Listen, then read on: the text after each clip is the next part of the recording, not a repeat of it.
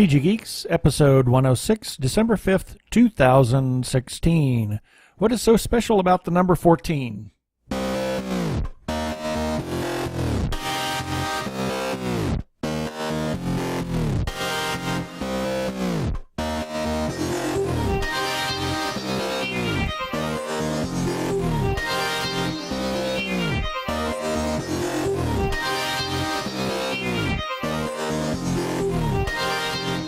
Hello and welcome to another webcast from tggeeks.com, where Ben and Keith, the Two Gay Geeks, talk about all aspects of geekdom and nerdery. Sci-fi, comics, film, horror genre, you name it, we talk about it. I'm Keith Lane, and we're coming to you from TG Squared Studios in lovely Phoenix, Arizona. And I'm Ben Raggington, also coming to you from, and I've got nothing special to say except Baby Groot. Baby Groot. Phoenix, Arizona. Yeah, so we got an interview with Gini Koch, so we're going to launch right into it.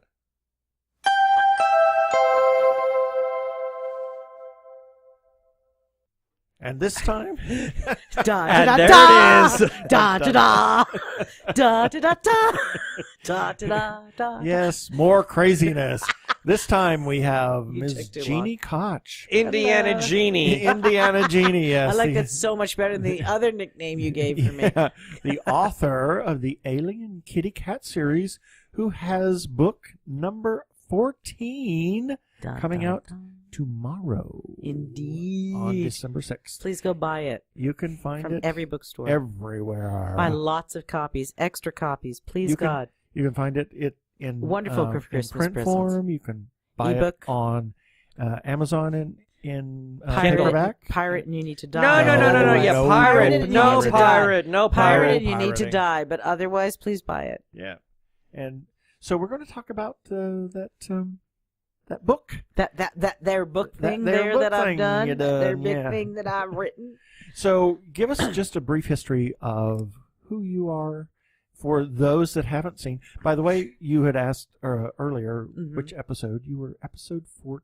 I was episode 14. Our first interview ever. That we ever did. Ever. And now we're episode 105. This is 105. 105, yeah. My man. I was on 104 already. This is 105. Yes, this is 105. Don't try to cheat me out of my numbers. So in a here. way, this actually, if I'm not mistaken, if I got my count right, this she now holds the record for the number of episodes. Passively, 4 or 5. I'd better. 5. Let me just say that if someone else has more episodes than me, that needs to be rectified immediately. Well, and I need to move in. Well, We'll did. Well, there was Russ Emanuel, who was on a lot of episodes. He'd better not be more than me. Well, I think it was now. only. Yeah, it was only. He'd better because not be more than me. he was at Comic-Con. I love Russ. He's awesome. He'd still better not be more than me. But I think with this one, you now take the lead again. Yeah. Thank God. Oh my goodness. Yeah. We gonna have words later. So, for anybody that doesn't know who Gini Koch is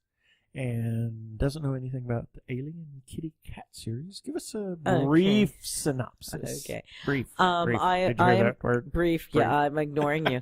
I'm like, Genie and Brief. Jeef and Breenie do not work together. In the same Nor does sentence. Jenny and No. Brief.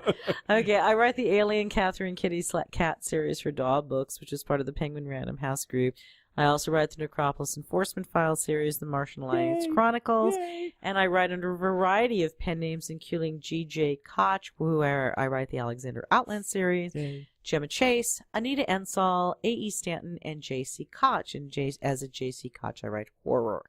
So I write in like every genre, and it's a controlled form of schizophrenia, and I make it work for I was about me. to say, And you are a psychologist there, a psychotherapist.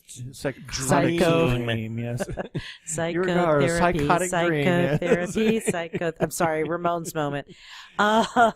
So basically, I'm best known for the Alien series, where my heroine, Kitty Cat, discovers that the Roswell rumors are true, but with a twist. The aliens are here to help us, and as a side benefit, they're all gorgeous.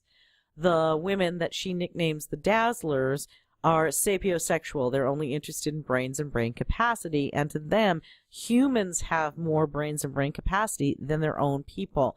And so to them, the sexiest guy alive is Stephen Hawking. He's so dreamy. And so, and the men just want, most of the generation, that's the younger generations, they want to marry humans. They want to assimilate into the culture that's accepted them, even though they've been hidden here for decades.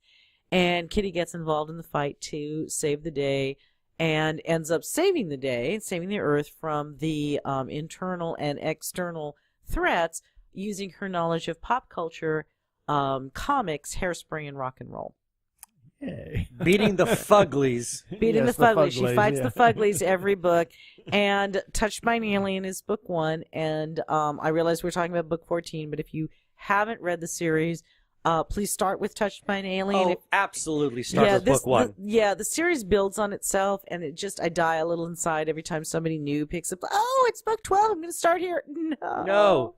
Please don't. Please don't. In fact, I have to make the case that the beautiful thing about starting at book 1 is that there is this whole world ahead of you. Yes. To explore. Oh, I mean, my God. And that's how it was with me with me and Keith, because we started with book 1. We had the wisdom to start there, and we had all these wonderful books to mainline. We could not wait. I mean, we would finish a book. It's like, okay, download the next one. We couldn't wait for the next adventure. Now we are caught up. So now we have to do that dreadful thing of we've got to wait until the next book. I mean, I feel like a crack addict who scratches. I need my fix. And we're always asking, when's the next book? And she always releases exactly the same time every year, twice a year. Yeah. Twice a year. It's like, I'm on a 2-book-a-year contract with Daw. I'm a May and December release. So you're May, December. How long does it take you to write each book? Oh my God, far too long. Ask my editor. Far too long. Technically, I should say 6 months a book, but that's not really accurate. I've been running behind. I'm really sorry. To my editor, no reader notices, but believe me, my editor and everybody in production at Penguin really notices when I'm late. But it's several months, and it depends. Honestly, it depends on the book. It depends on what's going on. It depends on what's happening. And I try to write them as fast as I can, but you do have, life happens, things happen. I also have the faucet, like your faucet, yeah. Or in my case, I had bronchitis for 2 weeks after Tucson Comic-Con. So while I was writing every day, it was very like, oh, I wrote 100 words, I'm done, because I'm like going to go back to bed for the next 8 hours. Kitty took a nap. Kitty took a nap because Jenny was coughing up a lung. Okay, so. You can't tell, but I also have a variety of short stories, other novels in other novel series, novellas, novelettes, etc., that are due or that people want. Yes, I swear to God, Night Music is coming out really soonish. Yay! Yeah. Well, actually, for all of those, Night Music, the Necropolis Enforcement File series is technically my third series. Alexander Outland would have been the second. Is the second. And I am actually doing I did a short story for Cackle of Cthulhu, which is coming from, I believe it's gaggle of Cthulhu? No, Cackle. Oh, Cackle. It's humorous Cthulhu, a Lovecraftian story. Funny Lovecraft. But, Gee, yes. I got to think about that one. Well, Laughcraft. Yeah, Laughcraft.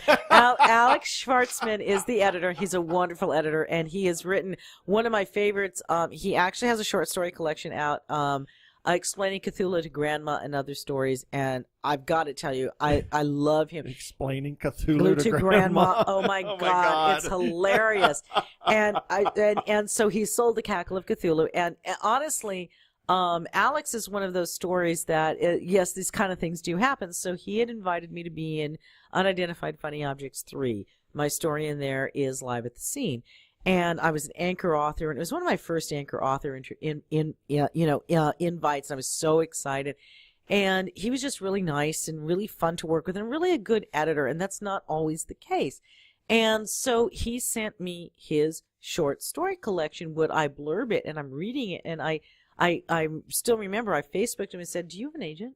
He goes, "Oh no, because most agents don't do short stories." I said, "Well, my agent does if they're good enough." And dude, I want to send this to my agent.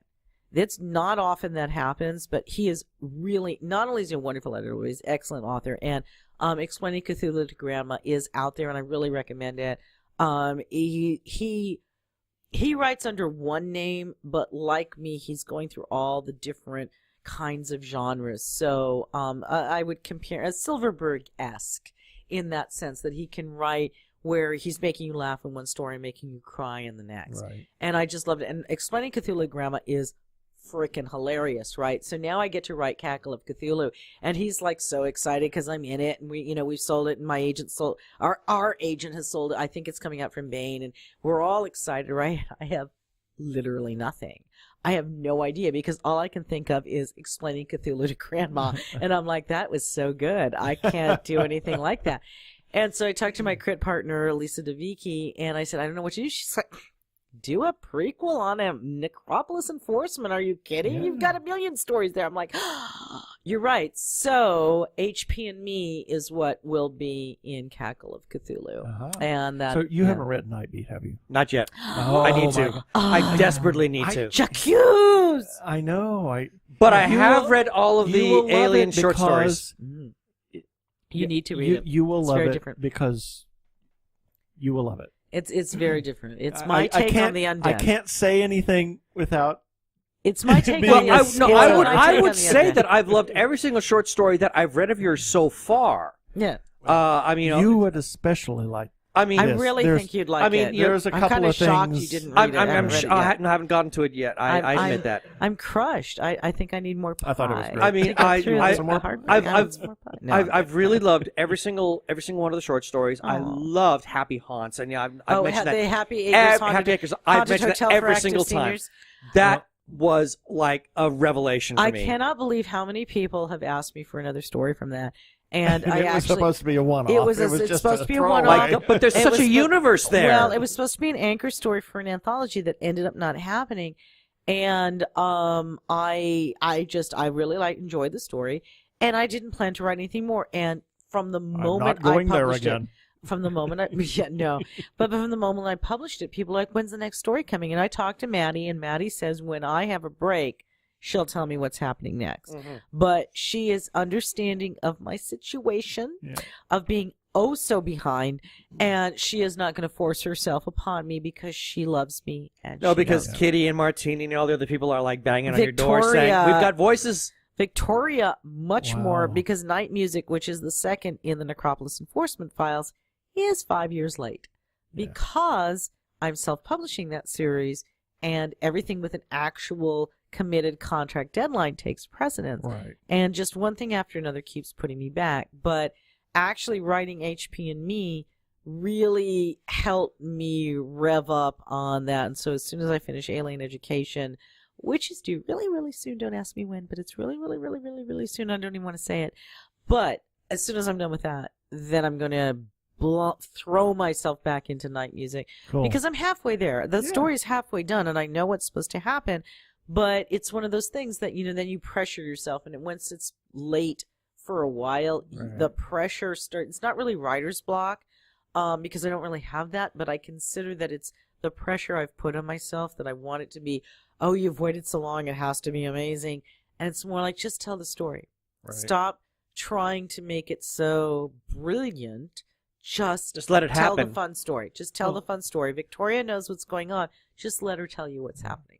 Everything that I have read that you have written I've loved. The only thing that I have not read is the A.E. Stanton stuff. That's because the publisher Right. went under. Right. I will be releasing the New West series again. I need to finish the third story, which didn't get done because the publisher went under. I have all the rights back. I have the stories back. But when Josie Comes Home, I want to re-release, and then Deacon's Arc. But I need to finish the third installment before I do that, so that people so those who read the first two get the third story, and that I also see similar to the Martian Alliance Chronicles as installment stories. It's just getting caught up with I time. loved as well. I Yeah, mean, thank it's just you. like everything. Yes, has been. yeah, and it's just I have so many story ideas and so many characters and so many things I want to get done. And in the olden days, I got so much more done than I do now. And you have to realize that there's a lot that goes in once you're published. Once you're a published author, there are different demands on you, and some people handle them better than others, like Shauna McGuire, who's a friend and who I think is a fabulous author. I mean, I don't know, Shauna apparently pops out a book a month. And Jesus. well, and Jonathan Mayberry, same thing. Adore him, wonderful person, love him, love his writing. Jonathan, I'm just like, you're both my spirit animals, because I used to do that, and now it is a little bit harder. Some of it's age, some of it's other things, and you just have to find your own rhythm. And I constantly reassess: is this working right for me? Do I need to change things up? Do I need to change what I'm doing? Right. Bronchitis for 2 weeks did not help. I just want to say. Yeah. So, but we all do what we can. And the one thing you realize as an author, voracious readers are voracious. And the first couple of years, your fans are just like, oh, I love you so much. And then they don't talk to you for 6 months. And you're like, what did I do? Why don't you love me anymore? I didn't write another book. Well, we're waiting. And then your next book comes out and they love you again. And it took about 2 years for me to realize, oh, there is no way in the world, even if I could actually write a book a day, I can't fulfill the pipeline. So it is perfectly okay that you bounce from me to Shauna, to Jonathan, to Ellie Modisette Jr., to, Marcy Rockwell, Jeff Merritt, Jordan Summers, Sharon Skinner, that you bounce to all these other authors. It's easier for us to digest, to digest other people's content than, as opposed to just like, well, when's the next, what happens next to Kitty? Right. Or what happens next to Chucky or any of those? Yeah. I mean, it's just, you have to you come to that I think every creative comes to that, where you realize you can't fulfill that pipeline by yourself. Right. And it's okay. And it's okay that they're reading everybody else because they still love you. Oh, absolutely. And you lose some readers. You lose readers along the way, and you gain readers along the way. And that's the true with film and music. I mean, there's a number of books that Keith and I have bounced to different authors that we've come to that we've really enjoyed reading. But inevitably, every time we know that there's another kitty cat book coming out, it's we drop everything. We drop. I mean, even if we're in the middle of something, it gets dropped because that's got priority. I love you guys so much. I didn't pay them to say this either. No, I mean, that's really from the bottom of our hearts. Now, the first book, I'm gonna do the plug here. Okay. On our website, there is a widget on the right-hand side, about a third of the way down, for Gini's book. And if you have not started the series, please click that link. It will take click you on Touched by an Alien. Touched by an Alien. It will take you to Amazon. And I gotta say something.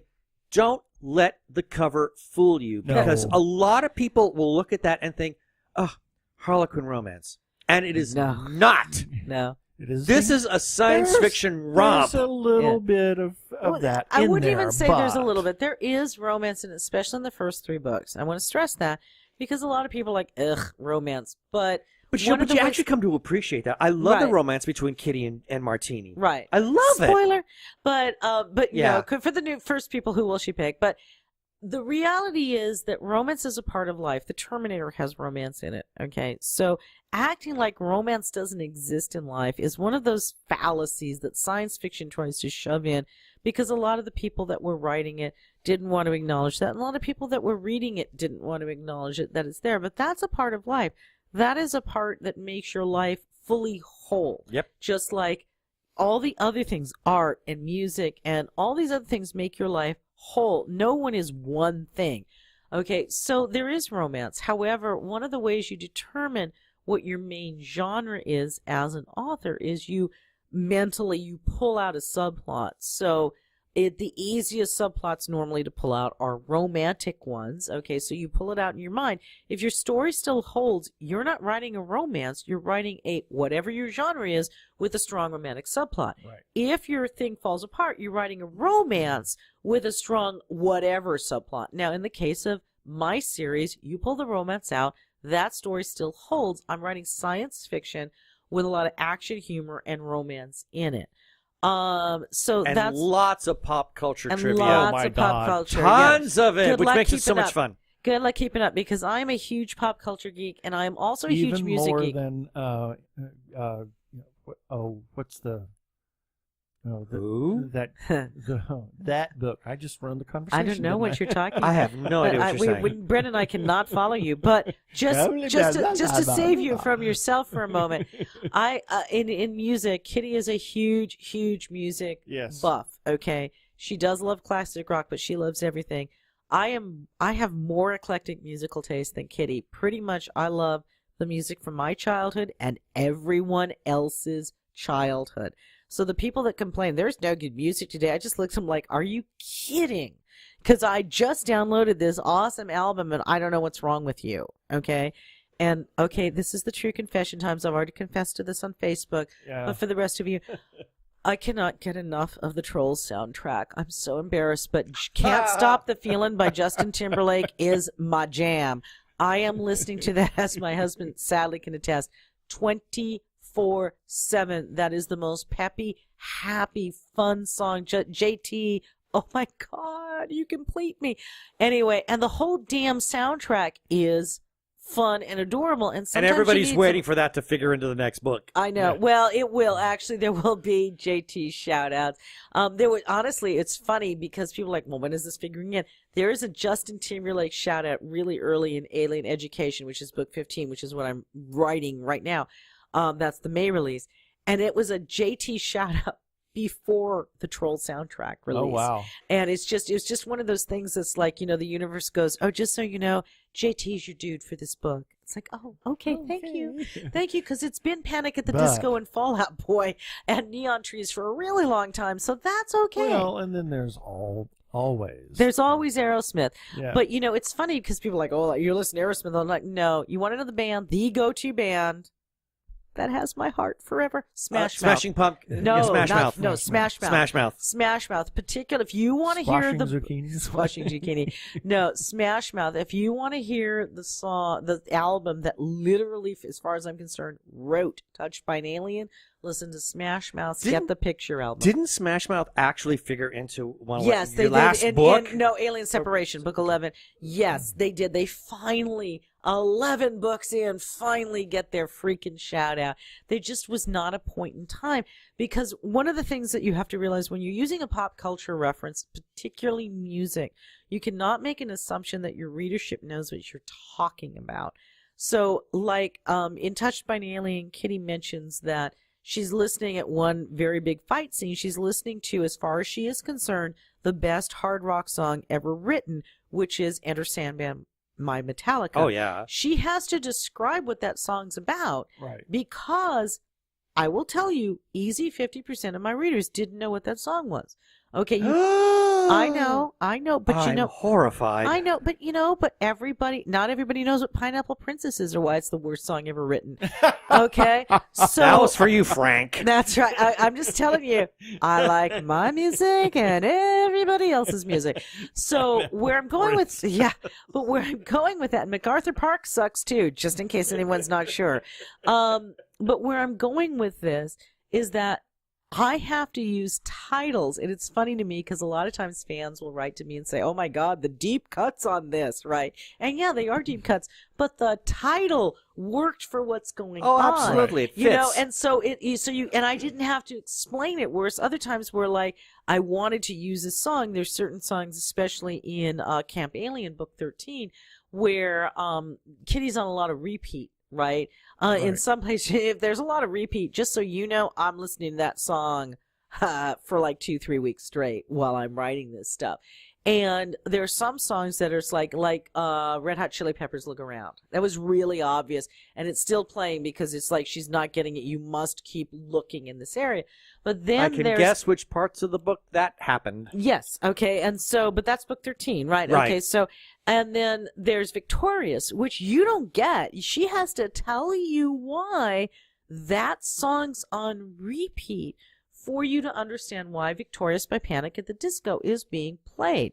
And so it's kind of it has to work where I can't have Kitty explaining every single song choice that comes through of, oh, well, this must be why I'm listening to this, because then that's just boring and boggy and info dumping. Well, it just takes the energy right out of the exactly. Right out of that bit. So there's times where she's like, why is this song replaying? Why are you replaying victorious for me, because at this point in the series, there is someone else controlling her iPod, and I'm not going to say anymore because it's a gigantic series spoiler, but there is somebody else controlling her iPod. So why is this particular individual playing Victorious over and over and over again? And she has to figure out why. Well, while she's figuring out why, she tells you, the reader, why. So even if you've never heard the song, and shame on you, because Panic at the Disco are awesome.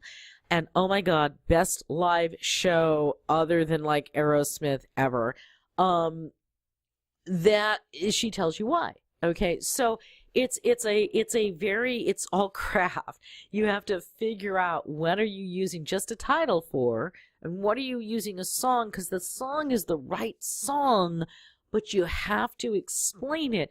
I can't use a lot of songs like that per book, so I have to really pick them carefully. Right. For Touched by an Alien, pretty much Enter Sandman was probably about it, where that's the one where she's explaining that song to other people. And my mom, who is one of my main beta readers, she told me when she read, she goes, I was really appreciative that you explained that because I've never heard that song before. Okay? Yeah. She is still hooked on that nothing's better than the music from the 60s. And I'm like, that was great. So was the 70s, 80s, 90s, the aughts, and now. So, but I'm very musically eclectic, and I like everything other than KMFDM. I understand. My husband loves KMFDM. Literally, I'll listen to them and go, oh, I understand why people kill people after hearing this, because if I have to hear any more, I'm going to kill somebody. The person making me listen to this. Mrs. Miller? Mrs. Miller. Ooh, now that is eclectic. Which, okay, wait. By whom? Mrs. Miller is the whom. I don't think I've heard them. I don't think I've heard them. Well, it's I shouldn't say her. that. I shouldn't say that. What's the songs? Well, she did. She was discovered. She was a 60-year-old woman that was discovered in Pasadena in a church choir. All right. And somebody decided that they would needed to record exploit her. That's a good word. Exploit is always a sadly good, accurate word. Yeah, not good. It's very accurate. Accurate word. And she did she have any did hits? a lot of covers of Downtown. These boots are made for walking. Oh, okay. The Girl from Ipanema. I know all those songs. I know them from their originals. Yeah, but you've never heard them like this. Oh my God. Oh, is she? Oh, is it like Florence Foster Jenkins? Yeah, it's around that level. Yes, up there, Happily, with her. I don't. Yeah. Wait. I am not one for the Rhino classics. Okay, I'm not listening to the Ballad of Bilbo Baggins, or nor am I listening to Shatner's version of anything. Yeah. But this is along that level of the Golden Throats kind of thing. Yeah. Happily, I've missed that. Yeah, but anyway. No, I'm really relieved. So tell us about this book that's coming out. Tell us about it, Janet. Without any spoilers. Tell us the premise of this Alien one. Nation. Yeah. Keep in mind, I have to.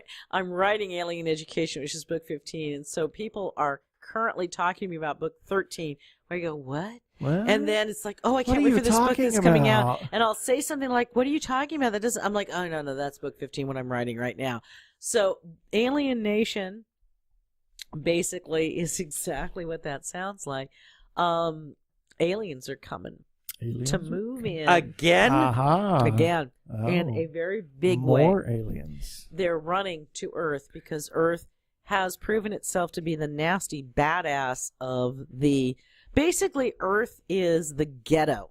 Okay, you've got to look at in the galaxy. Earth is that ghetto planet that people go to slum. Oh my God, we become a Harlem. We should aspire to be Harlem. Yeah. Okay. Earth is really considered the just the ghetto, the worst place, scrappy, nasty attitude. I'm offended. Well, but the reason why is that Earthlings are just vicious. And honestly, we are. Okay, I'll give them that. And that's our strength. That's our weakness, but it's our strength. And that's why all these races are fleeing to Earth, because something's coming behind them that's so much worse. Has the thing that is coming behind them, has that been hinted on in past books? This is a completely new development. This is a new... Well, I shouldn't say that. If you read my Steampunk Alien series, which I have read, you get kind of a preview of things that are coming, because I test things out. I test things out in the Steampunk series because the Steampunk Alien series actually is taking place about 150, 200 years prior to the events in the regular Alien And if series, I'm and in a different interesting. universe. A different universe, several And a different occurrences away. Several universes away. Yeah. But I'm testing things there. How do I like how that alien is? How do I like how this is? How do I like how that is? What am I going to do with this later? Oh, I like that alien series. I'm going to keep that in. So if you want previews of that, you need to pick up Clockwork Universe, Steampunk versus Aliens, Unidentified Funny Objects 4, and Unidentified Funny Objects 5, because those have the first, second, and third of my Steampunk Ooh, I've only read the installments. 2. I haven't read the third one. Oh, you need to you need UFO 5. You need UFO 5. When did that one come out? Earlier this year. Because I didn't pick that one up at the last Comic-Con. Well, it wasn't available. That's at why Phoenix. I didn't get it. It wasn't available at So Phoenix. it wasn't out at that time. So No, I'm you behind need by it. one book. You need it. And because it's hugely effective, if you want to see what certain aliens look up, you need to pick up that book because they're right on the cover. I got to write, when we saw the cover art, Alex Schwartzman, again, is the editor on this, and I said, oh my gosh, I want to write my story, including this. Can I?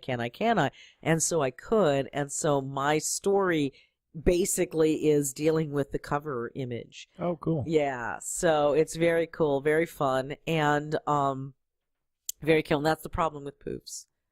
So in okay, So- I've been hearing about that one. Yes. Okay. Yes. Okay. So in Clockwork Universe, Steampunk versus Aliens, that's from Zombies Needs Brains, where the editor is Joshua Palminteri, who's also a wonderful editor, and that one is a Clockwork Alien.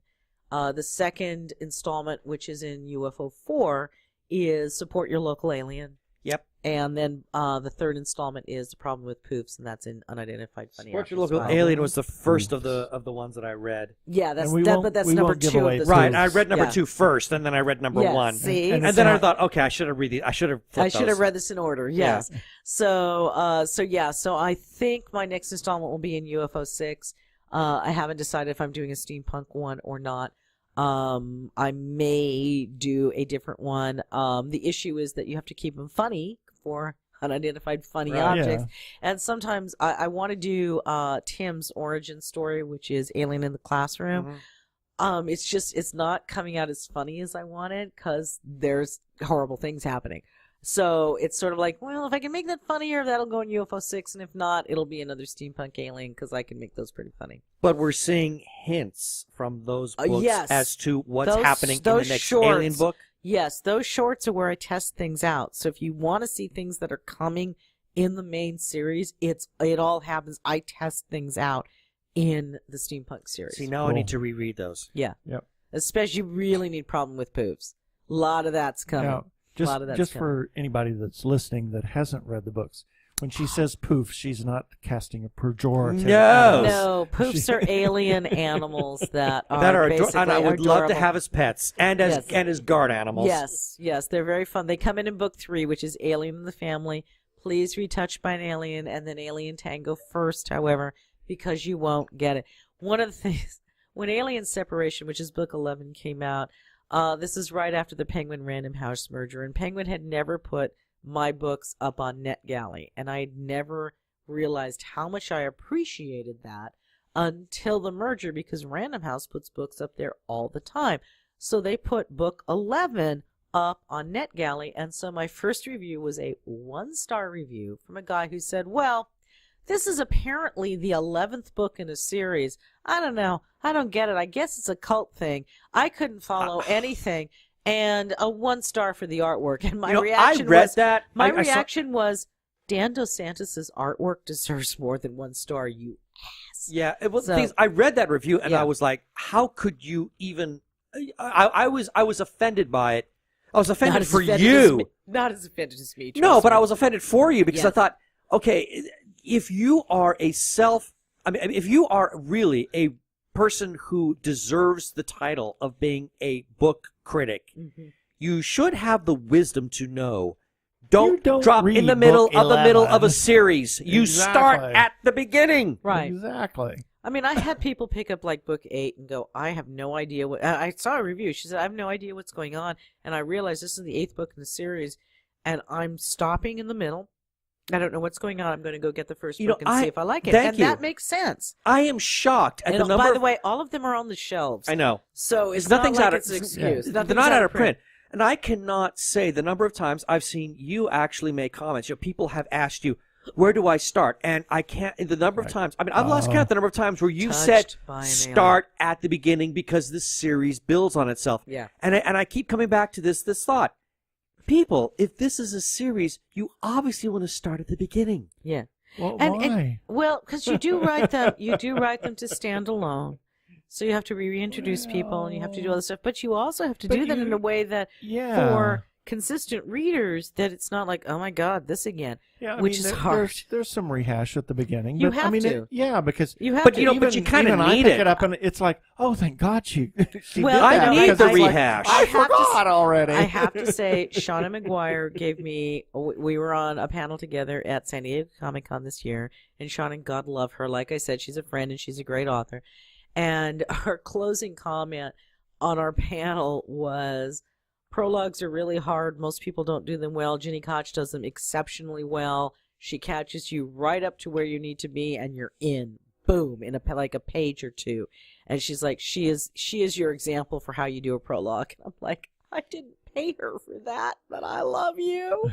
But I mean, it's all craft. I mean, you really do have to work at it. Yeah. To not give too much, but give enough, Exactly. so people know what's going on.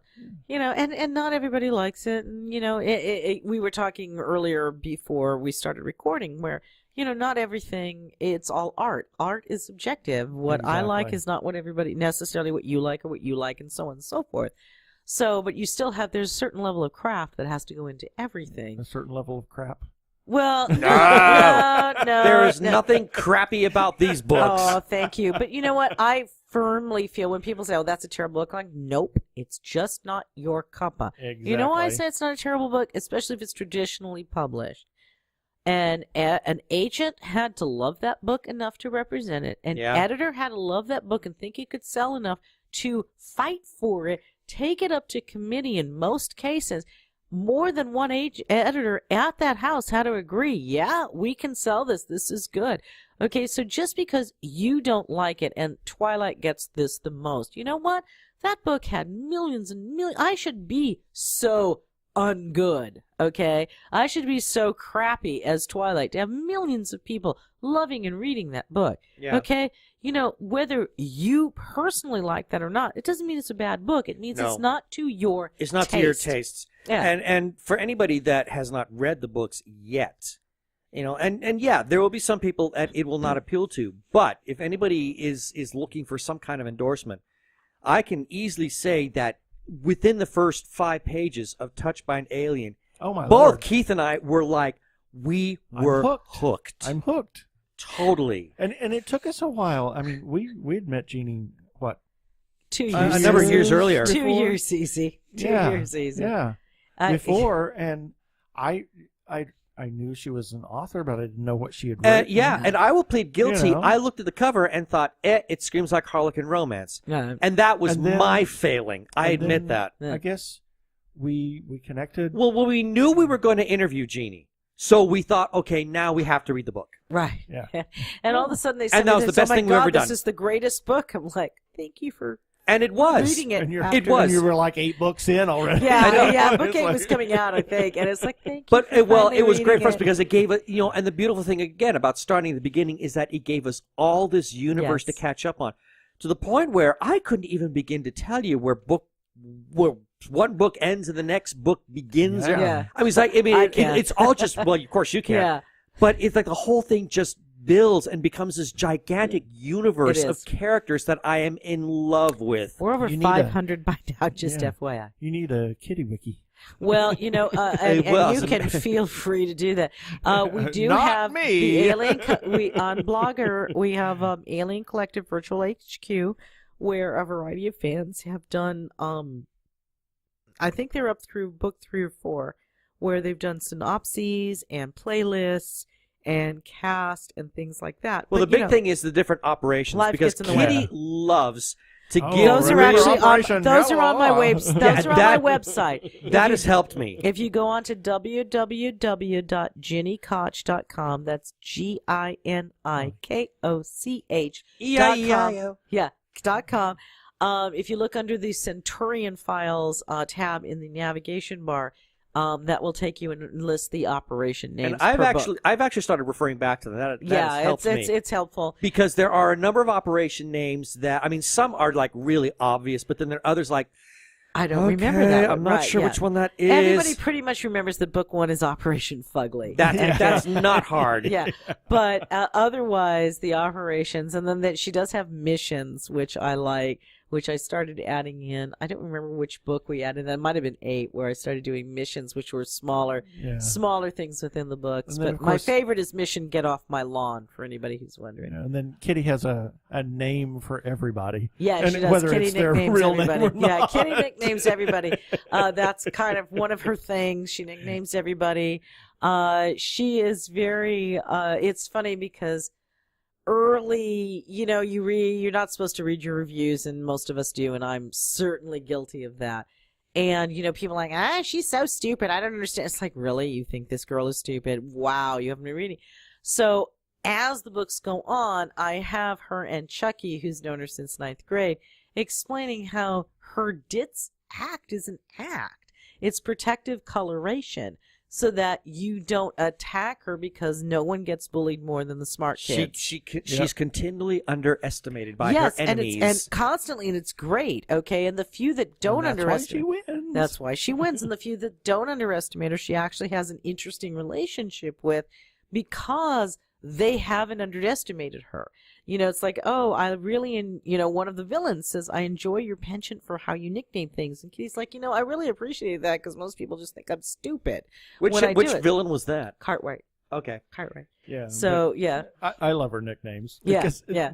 They're so My snarky. favorite's Joker Jaws, but Joker Jaws. Oh, I love Joker Jaws. Joker Jaws has moved into the inner circle, so she can't call it Yeah, that. that was cool. That's one of the things that's fun. That's one of and what a lot of the people that are not the main heroes but supporting heroes keep reminding the guys that are the other heroes. This is her skill. Kitty's skill is flipping those that are negative or on the fence to her side. Yeah. Based on her ability to, she doesn't, everyone's equal in Kitty's eyes. Right. That's one of the things in Alien Separation in book 11, where she wins this gigantic race of, Cthulhu monsters over, and she says, she calls them people, and like, you're referring to them as people. She's like, we're all people.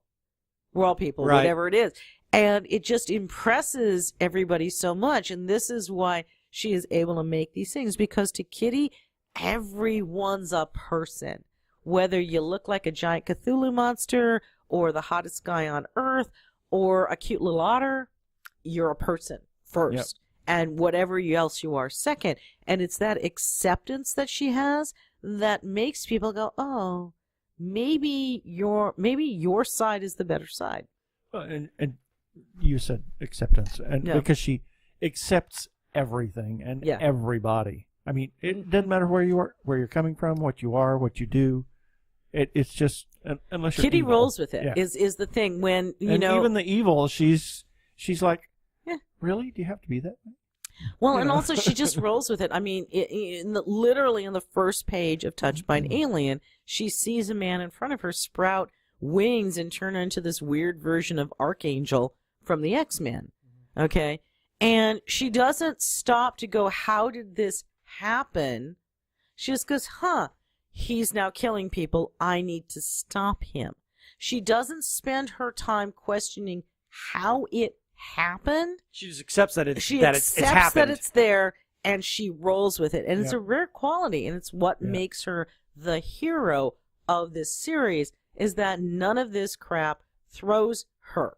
Right. Okay? She rolls with it, and the few times she doesn't, she has someone there who can support her, be it Martini or Chucky or Rita or whoever, who is able to support her at a point when she's having trouble, and they're very few and far between. Because for the most part, her parents raised her to everybody's a person, and just if you see the weird, don't question the weird, take action, and that's actually shown in Touched by an Alien, where it's like, wow, I thought my parents were not talking from reality, but they are. Move, move, move. Yeah.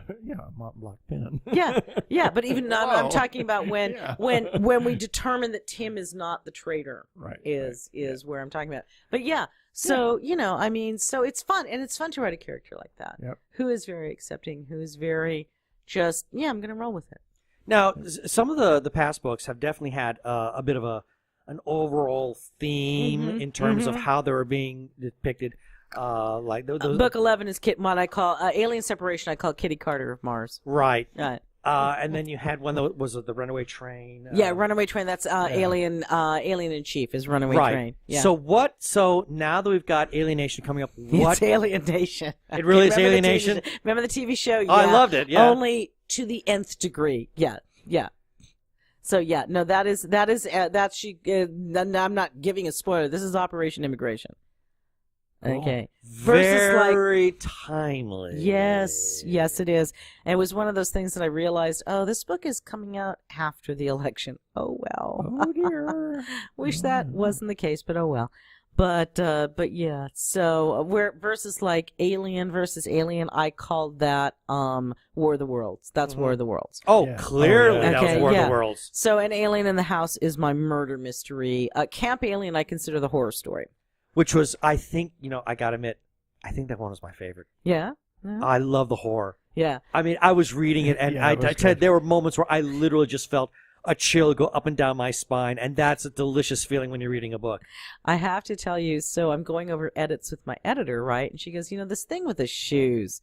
And I'm like, oh, no, stop right there. I said, this place is real. You don't understand. I said, this is real. Where they're at is a real place. Everything in this exists, and the shoe thing is real. It is real. And she said, she goes, oh, well, we need to make that up then. We need to bump that.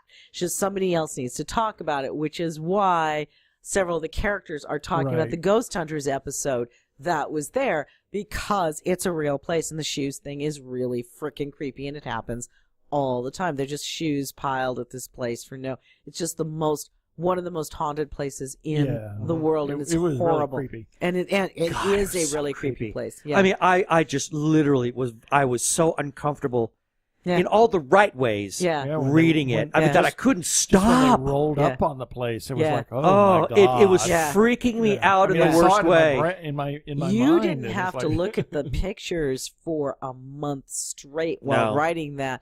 I got to tell you, it is horrible. That place was horrible. Really, I was freaking out while reading it, but I like that. I like being manipulated so in that kind of way. Yeah, Camp Alien is the horror story. Alien Education is really, it's really Alien. Alienation is really Alienation. It's really, oh my God, they're all coming. They're all here, and how are we handling it? So I want to touch on the short stories that you've written. What was really the genesis behind the need to write these? I mean, you mentioned contracts. Was it some of the contracts? Because I know you mentioned that the steampunk stories. I mean, those are served as some sort of a proving ground. But was there a creative genesis behind all that? Contracts. I wish I had a better answer for that. Literally contracts. Somebody said, "This is our theme. What do you have?" Okay, you're one of our anchor authors. You're our anchor author. What do you have?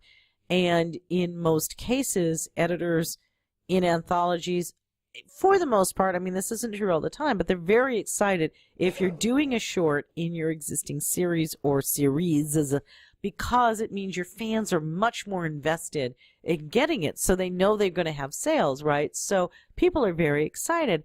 And when I was invited into Clockwork Universe, Steampunk versus Aliens, Josh was like, well, this seems up your alley. And I'm like, if only I had something. And I thought, I'm right at the right place where I could actually do a steampunk spin-off, and wouldn't that be interesting and fun? And oh my goodness, I get to test things out. I'm gonna do that. So that's how those happen. Some of the others were just, it's like it fit that theme, and so I wanted to do that. A lot of those stories are not available right now. Again, publishers go under, things go out of print. Yeah, I can't wait to read those. I will be doing the Alien Collection is coming out somewhere in 2017, probably late in 2017, because I want to get as many stories that have been already published, including the ones I'm writing right now for other anthologies, into it. And you have to give, depending on your contract, 6 months to a year. But it should be coming out at the end of 2017, and it will have every published Alien series short so far. It may not have steampunk. I haven't decided yet. But it will have all the other traditional ones. Plus, it will have, if I don't write it for an anthology, it will have Alien in the Classroom, and it will have Alien Diary, which is the mastermind's diary. Uh-huh. I can't wait to read that. Yeah. Because the one that I loved the most Mhm. was the one that featured Chucky. Oh, you're talking about Alien Time Warp, which is in Temporally Out of Order Yes. from Zombies Needs Brains. Yes. That one, and I keep coming. I wonder about this one, because we've talked a little bit about where some of these stories come from and Yeah. how, not just these short stories, but the books, Mm-hmm. and how these characters talk to you. All the time.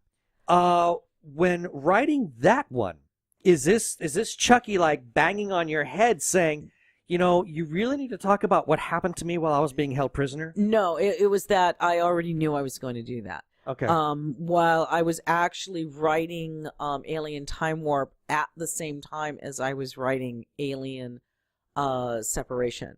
So I knew what I was doing. So I already knew that was going to be, that I wasn't going to give you everything that happened to Chucky, because I was going to do this short story. Mm-hmm. So I was really actually very excited about it, and Chucky was excited about it, and it's one of those things that I really liked doing. Oh God, and you got to it's see. my favorite. It's of Thank you. all the short stories, that Thank one is you. my favorite. But I love Chucky. Well, and you know what? Somebody said this. It wasn't funny. It was so sad. I said Chucky It was very sad when that was going on. and it it made had me to reflect him. And one of the things that I really love about the way you write your characters, in these books, is that at some point, every one of them really gets to show their true face. Yeah. A lot of them wear masks Yes. for the sake of the situation. Yes. The worst offender being Chris. Christopher is Yes. and his mask is nothing but snark. Yes.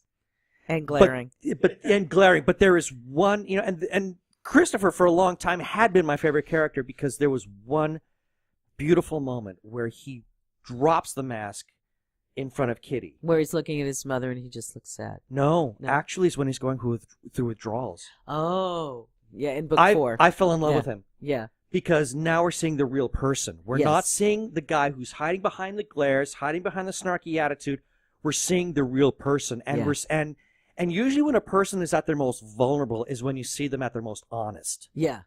And you really saw him vulnerable there. And Yeah. what I saw was a very, very sad person who really was who's very lovable in his own way, Yes. but just has all these barriers in front of him that makes him almost repellent.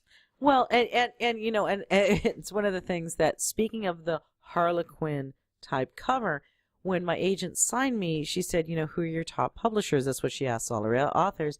And I said, Tor, Bain, or Daw. And she's like, yeah, I don't think Tor, doesn't fit for Bain. I don't think Tor for this, but I think this could be great with Daw. And I'm like, yes, because that was actually my number one. But you don't lead with your number one because you don't want to be presumptuous. Anyway, so yes, I scored with Daw, right? But she said, well, what about a Harlequin with this? There's a strong romance, and they've got such a worldwide distribution. I'm like, absolutely not. Never. No. And she's like, why not? I said, because they will make me change who Kitty picks, and I know it, and I will not do it. I knew that going to Harlequin, Christopher, the brooding asshole, is pretty much your Harlequin standard. You've got the nice guy that your girl should like, but somehow the brooding asshole is who she picks, which is just terrible, terrible, terrible for girls to think of. No, actually, it works out better this way, because it's much better, especially when he has that scene of pure revealing and honesty to her as he's going through this horrible, which he can only do with her because they're not. Now they're romantically family. involved. Yes, it is such a beautiful scene, and I thought this is and this is going to sound silly, but I thought this is a guy that I would welcome as a friend. Right. And I then felt you can understand why he and Jeff are so tight. Yeah. And all these other things, where that comes from. But, I mean, they've both had major trauma in their lives. Yeah. And it affected both of them differently. And, it's talked about in a variety of the books, especially the first 4, where basically when Christopher's mother dies, they swap personalities. Christopher had been the outgoing, protective one, and Martini was the shy, they don't like me one, with Christopher dragging him. And the moment that Terry dies, they swap that, and Right. Martini becomes Mr. Outgoing, protecting Christopher, while Christopher withdraws because of what happens. Exactly. So, trauma affects people. It really, really does. And it affects you for a very long time. I know, So- and to say that, when I read the short story involving Chucky, I always liked him, but after seeing that and reading the pain that he's going through, Yeah. all of that, it just made me love that character even more so. And Chucky's the reason we have a series. I know, So, and that's one of the things that I just really love about these Yeah. books is that the characters, you give them such, and that's the nice thing about having a series is that you really allow it to develop in such a natural way that nothing feels forced. It all feels very genuine and very real, and everybody has their moment where you can finally look at a character and say, I finally get you. Yeah. Well, one of the rules, something that I learned early on when I was first writing and first looking around at, hey, how am I really supposed to do this? One of the things that somebody says, you need to be able to turn around and write the story from the POV of anybody else other than your main character. Right. And that is how you make three-dimensional characters. So at any given moment, I could drop, stop, roll, and tell you the story from someone else's viewpoint with them as the hero. And you would see the stories differently. They'd be the same stories, but they'd be different, which is one of the fun things about getting to write shorts about them, because you do get to see a little bit of that. Alien on the Runway, where which I don't know if you've gotten to read it yet, because that's one of the ones that's out of print that will be No, back. I never got to see that one. Okay, that's Readers, how Reader gets... And I mentioned to read that one too. Yeah, and So I that's love how Reader. that's how Reader gets onto the team, and you see that. You see what's going on with him. That's why Alien in the Classroom I want to do, because that's Tim's entree, and you're also going to realize that Tim only joined the team about a month before Kitty. Wow. Okay, Tim Didn't is know that. brand new on the team. That's why he's a driver, and he's honored to be given this big assignment when she's like, back to the minor leagues, right?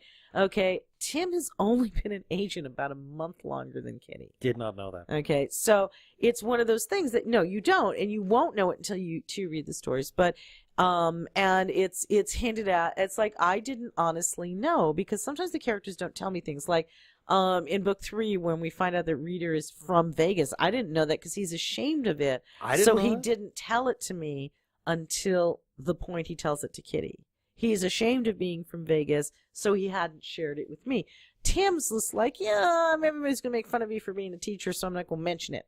And then I find out, when Kitty goes to Bizarro World in Universal Alien in book 10, she discovers that Tim's, a top teacher in LA. And she didn't know this, but no one really has paid attention. They know it, but it's like, that is your past life. Nobody cares. Just like people don't really talk to Kitty about, you were a marketing manager before you joined here, because what you did before doesn't matter. The person who talks to her about that is Chucky, who knew her before. Right. Knew the past life. Right. So it's fun. Wow. I like doing it. Yeah. I like it. They all like their moment in the sun. And not everybody will get one. People are like, oh, when are you going to give us Martini? I'm like, never, ever. I don't think he Ever. needs one at this He point. doesn't. No. And Because I think we understand. We've seen enough of Martini right. to really get a sense of who he really Yeah, is. I do not want to do, there's certain people I don't want to do. Mr. Dash Saves the World, which is Lizzie's introduction story, which is also one of those out of print ones that'll be in. But Mr. Dash Saves the World actually happens between Alien Research and Alien Collective. And that's Lizzie's introduction story, where we first see Lizzie, and that's told from Lizzie's POV. Was originally supposed to be about Christopher, and Siler just said, nope, he has nothing to do with this. It's all me, baby. It's like, oh, okay.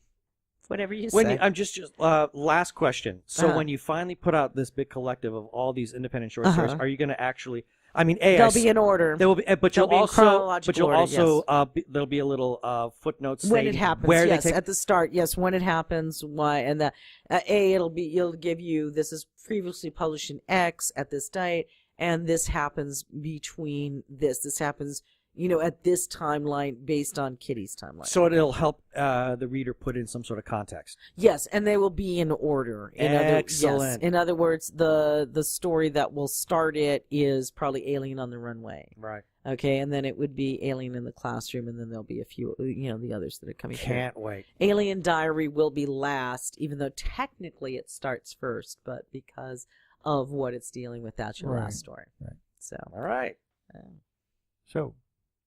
So, for anybody who wants to know more about anything, I mean, you mentioned the website already, but if they want to know more about you and will know more about the books and what's coming down the road, where can they go? They can find me at my website, www.ginikoch.com, on Facebook. Gini Koch or author Gini Koch. I have both a regular web page and a fan page. Follow me on both. At Twitter, at Gini Koch, not at Ginny_Koch. That's somebody else. That is somebody else. She is a lovely gal. She is German, and she is in Germany, and we have the same name, and we like a lot of the same things. And she is also on, she's really neat. And it's funny because when she came out, I'd already been on Twitter for like 2 years, and she came out, I was like, oh my God, people are going to mix this up. And I'm thinking, oh, what if she's horrible? And she is wonderful. She is so fun. She is so nice, and we like a lot of the same things. She likes science and NASA and formula racing and animals and all this stuff, and you could very easily mistake us. I am the one that does not speak German and English. I'm hoping she's only do English. I'm hoping she's reading your books. She is really wonderful. I really like her. It's one of those things that we call each other our twin across the country, across the world, kind of thing. But she's really neat. So if you, my stuff will always have book covers on it. Her stuff tends to have like formula race cars on it. So if you're going, oh, that's Gini Koch, it's got a formula car and there's German. That's the other one on Facebook. If it's a book, it's me, and it's Gini Koch, no space. If it's Ginny_Koch, it's her. You can also find me on Pinterest. And Pinterest I strongly recommend because especially I've got a See the Characters page. So you can see who I would say could play the characters and so forth, which is kind of fun. My social media gal, Romo, has gotten us on Instagram. I do not know what the follow thing is for that, but apparently we have followers on Instagram. Yay! And then again, the fan site, the Alien Collective Virtual HQ. Cool. Yay! Yay! We are excited to read the book. Thank you. I And assume there's going to be a release party? Yes. My first book signing is December 7th. The book releases December 6th. My first signing is at the Poisoned Pen in Scottsdale on Wednesday, December 7th, 7 p.m. And that will also be on a live stream video. So if you cannot make it, you can attend virtually. It's a live thing. It's usually pretty fun. Sometimes many weird things happen. Yeah.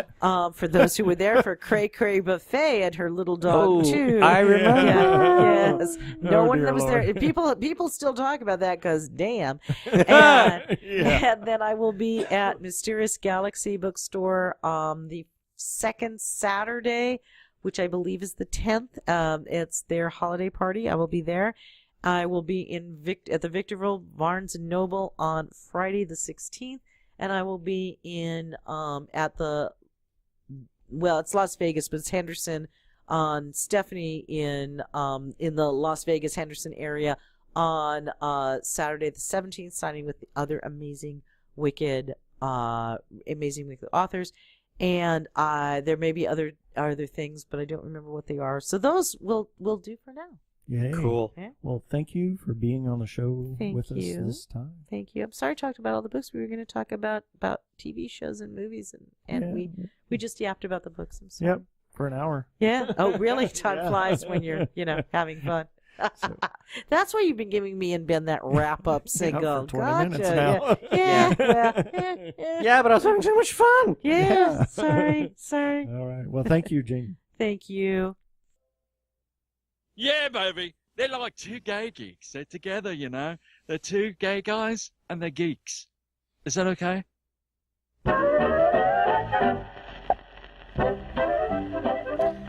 And here's a few. Be nice if I could get everything to work right here. Here's a few selected birthdays for December 5th through December 11th, 2016. December 5th, Jose Carreras, famed opera singer. He's going to be 69. Good heavens. You know, he's done well after his bout with cancer. So, I mean, that was years ago. Yeah. So, thank God. Also on December 5th, Otto Preminger, famed director, and Walter Elias Disney, born in 1901. That name rings a bell. How should I know that name? Walt Disney. Oh, that Disney. That Walt Disney, yes. You mean he was an actual person? Yes, he was. Oh, imagine that. Uncle Walt, yes. Oh, okay. Yeah. Okay, on December 6th, Tom Hulse, who kind of disappeared after he did Amadeus. And Agnes Moorehead, who was actually... Andorra, yes. And I had a sound, but apparently it won't play. I'll play it later. Also on December 6th, Ira Gershwin, the wordsmith behind George Gershwin's music. And my God. Yeah, you really need to listen to the lyrics, the wordplay, and the way he was able to work with rhythms as well with the wordplay is just magic. And rhythms in words. Yeah. And the rhythm of a word, even though it didn't really rhyme. Yeah. He was amazing with that. Yeah. November 7th, Jeffrey Wright. I feel like I should know that name. He is Bernard. Bernard, of course. Westworld. All right. Yeah. Also on December 7th, Harry Chapin, who died in 1981. That was another one of those that I was laying in bed listening to the radio, and they announced it on the radio. It was the same with John Lennon whenever he was killed. So, also November 7th, Gerhard Peter Kuiper, the Kuiper Belt. He was an astronomer. Of course. Yes. Also, December 7th, Darren Anderson. One of my dearest friends in the UK. Yes, and Julie Stiglitz-Regal, who is a classmate of mine, a high school classmate. December 8th, David Carradine and Maximilian Schell, who starred in your favorite movie of all time. No, it's not my favorite movie, but it's the movie I can't help but watch every time it's on, and that's The Black Hole. Black Hole. December 9th, Simon Helberg, who is... he is in Big Bang Theory. Yes, he's... Wallowitz. Wallowitz. Oh, boy, we just both blanked. Hello. Also on December 9th, Donny Osmond. Who almost fell on me at a concert. It was great. Yeah, I was so close to he was standing next to me, and he was being accosted by all these girls.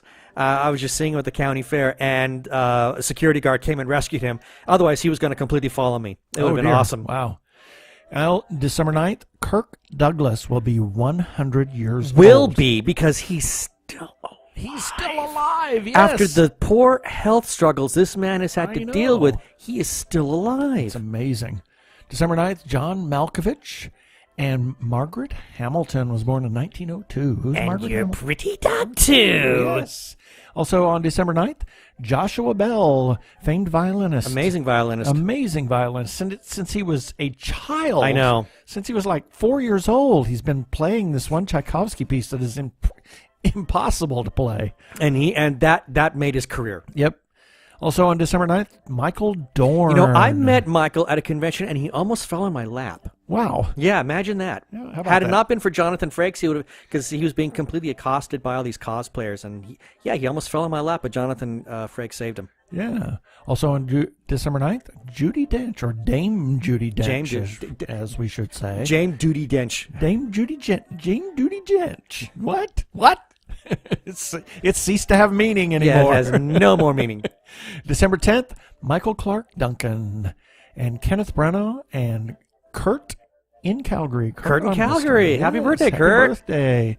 Also, December 11th, Rita Moreno. Rita Moreno. Rita Moreno, yes. Rita Moreno, Googie. Googie. Oh, boy. If it weren't the holiday season, we would have to pull out the Ritz. Maybe we should. Anyway. Maybe we should anyway, It's yeah. a great movie. Also on December 11th, Vampira. And Hector Berlioz. Berlioz. And one of our friends, comic artist Des Demise. And that is it for the birthdays this time.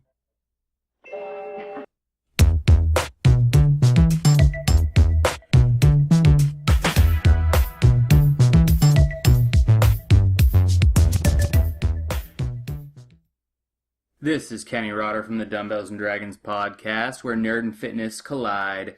Join me and a guest every Wednesday for a new episode where we talk about all things nerdy, pop culture, and health and fitness. Follow me on all social media at Dumbbells Dragon or just search Dumbbells and Dragons. Work out, nerd out.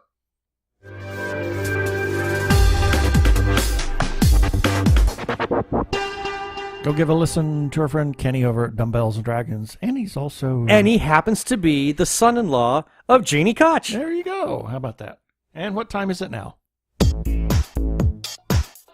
Techno time. Techno.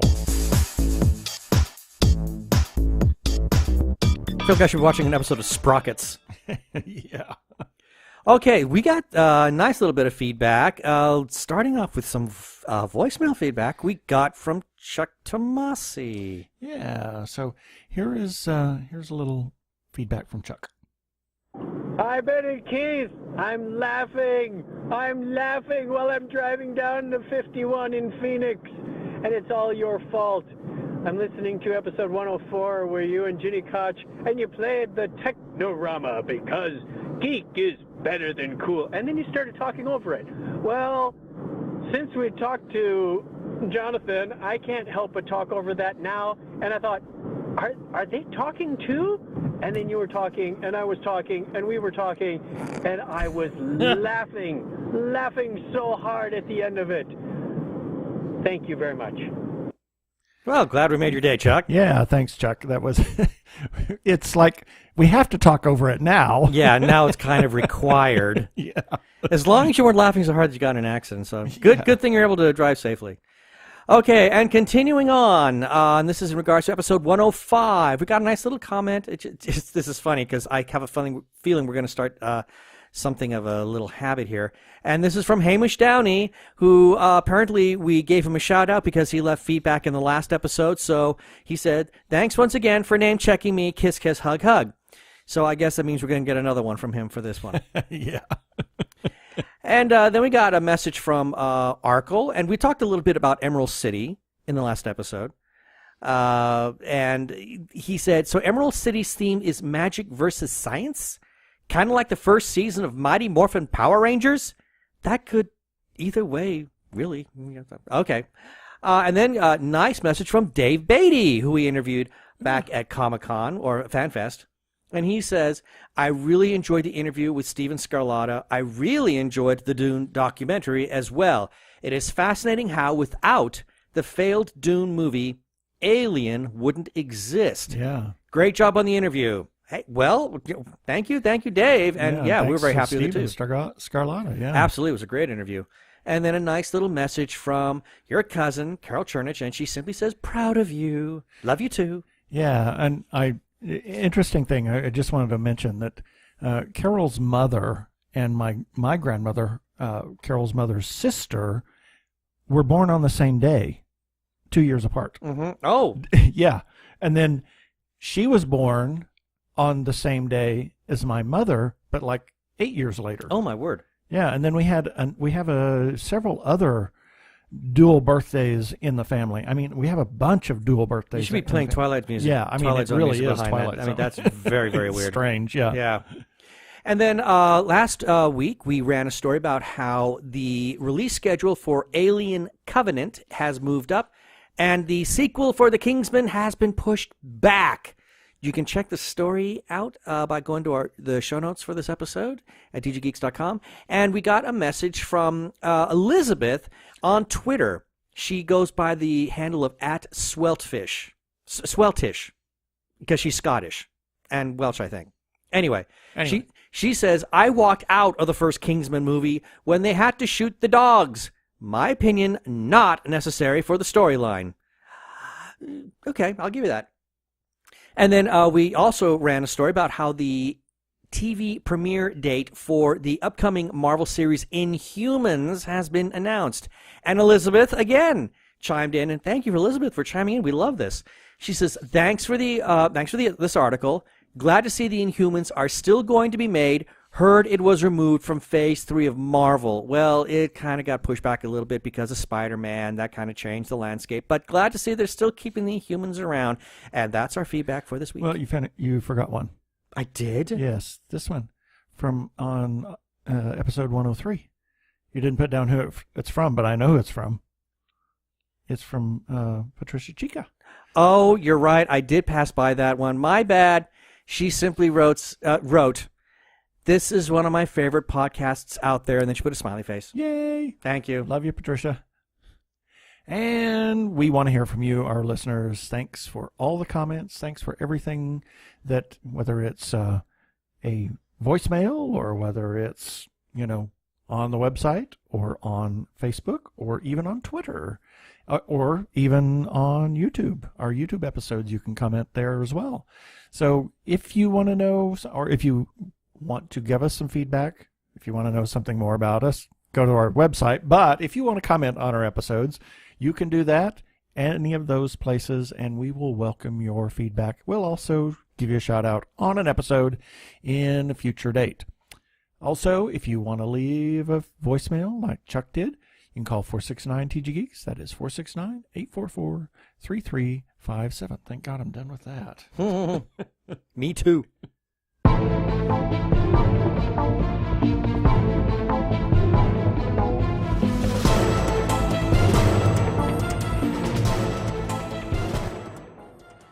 Okay, just got one quick little thing to talk about. The new, as of when we recorded this, not 1 hour ago, the new teaser trailer for Guardians of the Galaxy Volume 2 dropped. And we broke it. We shared it on our website. And if you haven't seen it by the time you listen to this episode, just go to our website. You can find it there. You can also find it in the show notes for this episode at tggeeks.com. And holy moly, do I love Baby Groot. Oh, yes. Holy moly macanoli. Yeah. I am Oh loving, I am really loving some Baby Groot. Yep. And I will say I really appreciate the fact that Dax is getting more comedy. Yeah. He's really funny in this. Yeah. So go check out the trailer. It's a great trailer. When is that to be released? May of 2017. Wow. Yeah, we got a little bit of ways to wait. Ways to go. A little ways. It's about 6 months, but I think it's going to be well worth it. Yep. So as always, we have follow-up items. Check out our calendar on the website for birthdays. And if you want to have a birthday or a film festival. Yeah, I want to have a con, birthday. Yeah. Announced on our show. Send us a note. We'll put it on the calendar. And then when it comes up, we'll be sure to talk about it. And as everybody knows by now, we're big supporters of independent creators, whether it's filmmakers, comic book artists, writers, or other regular artists. We have found that it is a tremendous amount of talent out there that doesn't get the big money or the fame. They deserve the recognition. They deserve. And a lot of them do these things. They turn out absolutely fabulous films just with crowdfunding or with no budget at all. Yeah. For that matter, in some cases. So if you do see somebody that's doing a crowdfunding campaign, whether it's Indiegogo or, some other crowdfunding option, please consider it because you never know. You can usually get in for $1, $5. You might be part of something big. Yeah. You never know. So please consider supporting independent creators. Phoenix Comic-Con, May 25th through May 28th, 2017. Yes, it's back on Memorial Day, and yes, they are selling memberships, and yes, hotel reservations are available. So check it out at phoenixcomiccon.com. Verde Valley Comic Expo, April 1st, 2017. Hopefully details will be coming soon. Let's give a shout out to the Doctor Who Fancast Guide for republishing our stories. It is put out by Doctor Who Talking Who. You can find them on Twitter. They are at Talking Who. Also, the Byronix Semi-Diurnal Aggregator. Or aggregator. I like aggregator better. Aggregator. Yeah, that's funnier. That also republishes our stories as well, and that is put out by a man named Michael C. Burgess on Twitter. His handle is at Byronic. That is at BYRONIK.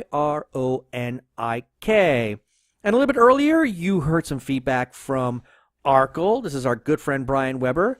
He puts out the Arkle Times Post-Dispatch News, and on Twitter he is known as Social Justice Scald, and his handle on Twitter is at Arkle. He also puts out the Incorrect Star Trek Voyager quotes on Tumblr. People, check it out if you really want a good laugh, or if you really want to just scratch your head and say, huh? Check it out. Right. And then there's also the Sci-Fi Obsession. They are on Facebook. They are always republishing our content, and we love them so much for it. They can be found at facebook.com/sci-fi-ob. That is SCIFIOB. And we want to give a shout out to the Lucky Show, the twins.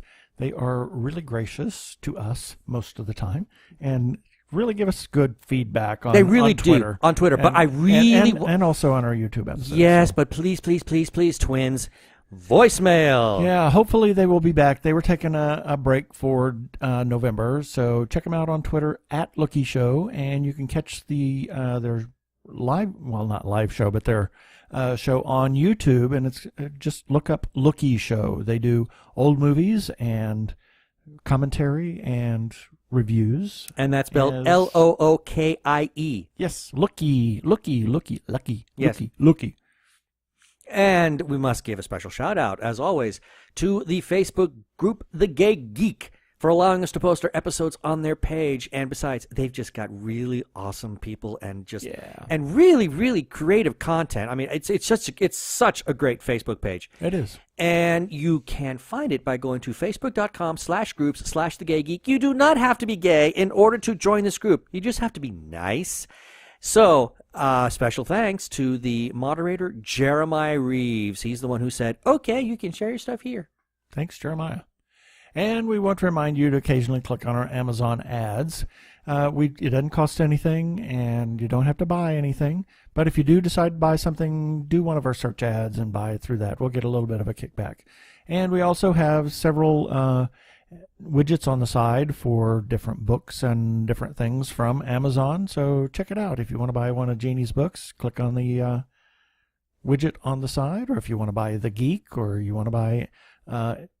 what is it? Daughters of Anarchy? Yeah, and check out that. There's several books that we have on as widgets, and thanks for your consideration. And lastly, please rate us on iTunes. Yes, because that does us a lot of good there.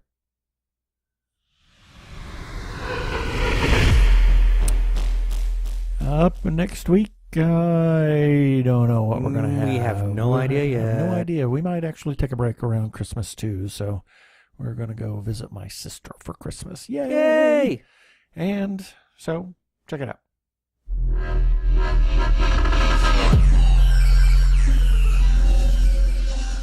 I don't know what you're going to check out, but check it out anyway. Okay, that should do it. It's like, where am I today? I don't know. And this should do it for this episode of TG Geeks Webcast. Thank God. And be sure to check out that's what you're going to check out, the article for this webcast Yes, episode. that's it. That's it. That's what I just got ahead of myself. Good save. Good save. We're going to have several links on the page. And remember, you can comment on our Facebook page or the website, tggeeks.com, or you can leave us a voicemail at 469-TG-GEEKS. That is 469-844-3357. From TG Squared Studios, I'm Keith Lane. Thanks for listening. I bid you peace. Cheers.